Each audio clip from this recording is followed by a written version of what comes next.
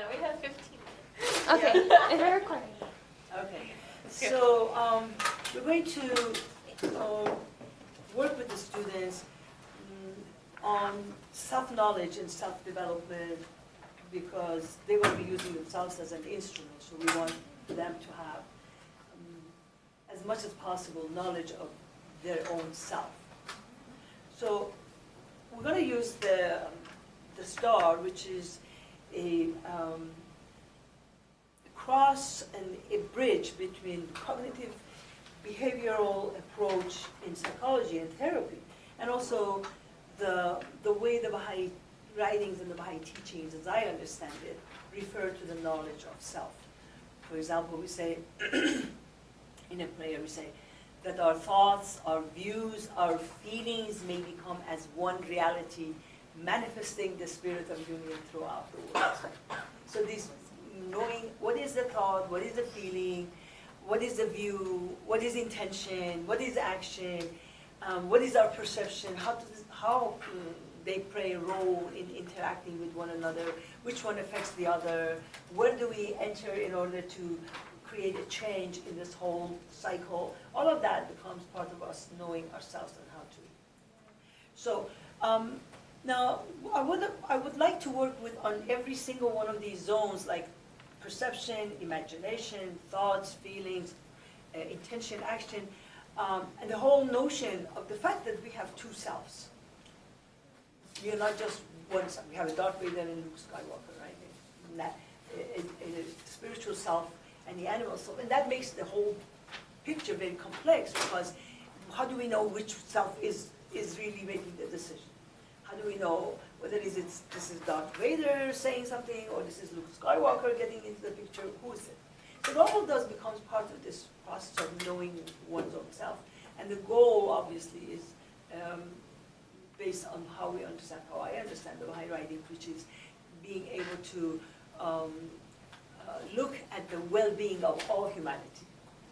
The prayers that we read, because that's the definition of good. And when we ask Abu Baha, and very few people really, when you ask them what is good, what is bad, they really have no idea how do they decide what is good, what is bad. They go based on, oh, because I like it, it's good, or because it benefits me, it's good. But we know that good is something, the greater the cycle, the circle of the embrace of good, the closer we become to be godly. Because as we read in the prayers, He's kind to all. He provides for all. It's, the more we can say all, the better becomes what we do. So the concept of good is about all being in it, and which is not easy.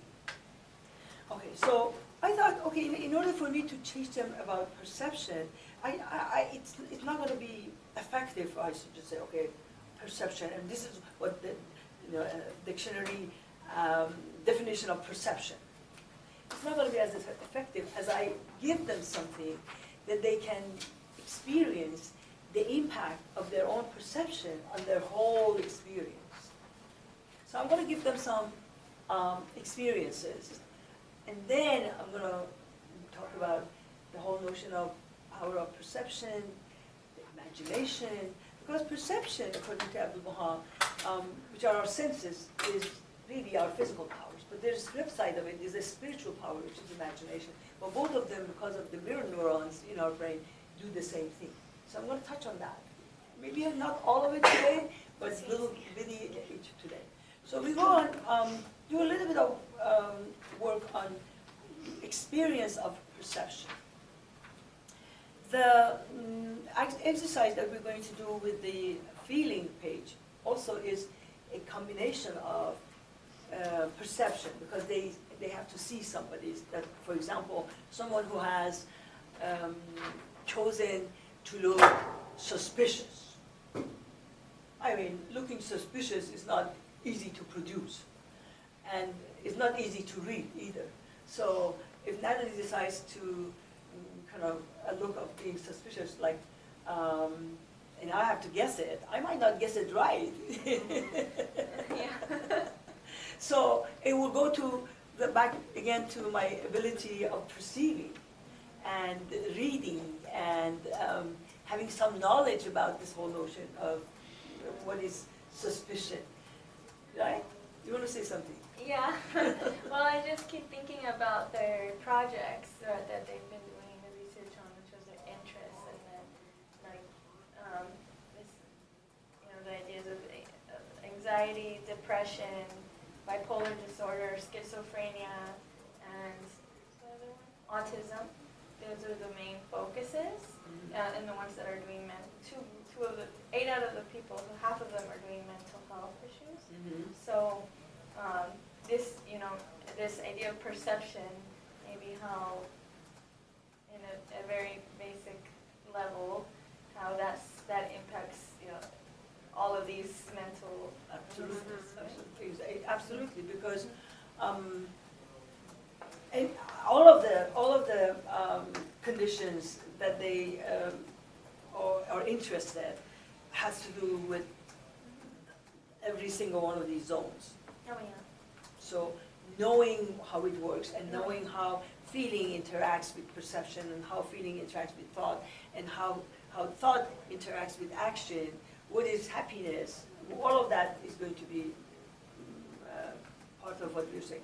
So, but if they can, the question of are they able to connect these dots is going to be something that we have to ask them as we go and make sure that they connect. But at the same time, we don't want to become or give the impression that this is going to be a mental health training, which is not. And because what they're asking is absolutely requires 4 or 5 years of education plus 3,000 hours of training before they can even enter into the realm of So it's more doing anything. about how you said the experience, right? And them being able to go through this process themselves to understand it.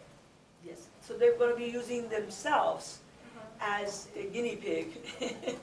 So the process of getting to know themselves, because they travel with themselves. They are always with themselves. They see all these things. They see how they perceive. They see what they think and what does that do to their feelings. So they can then draw from their own insight about themselves. And as a result of that, maybe they would have a clue about others. So as Baha'u'llah says, know yourself first. So you know what lifts you up and what brings you down. And so as a result, then you know how to lift somebody up and how not to bring anybody down. You see? Okay. So this whole notion of, so I'm going to have them, maybe I'll explain to you, I'm going to have them close their eyes and imagine that they went to the top of Empire State Building. You're going to have them use their imagination. I'm going to have them use their imagination.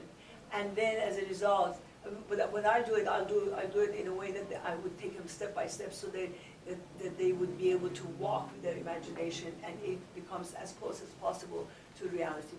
And then their mirror neuron kicks in and then they would have an experience and we will use that experience for our processes. And then they have something to talk about.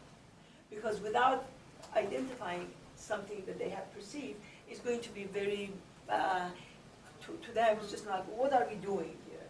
It doesn't have any kind of a oomph in it. So hopefully they will have some kind of an experience. Now, They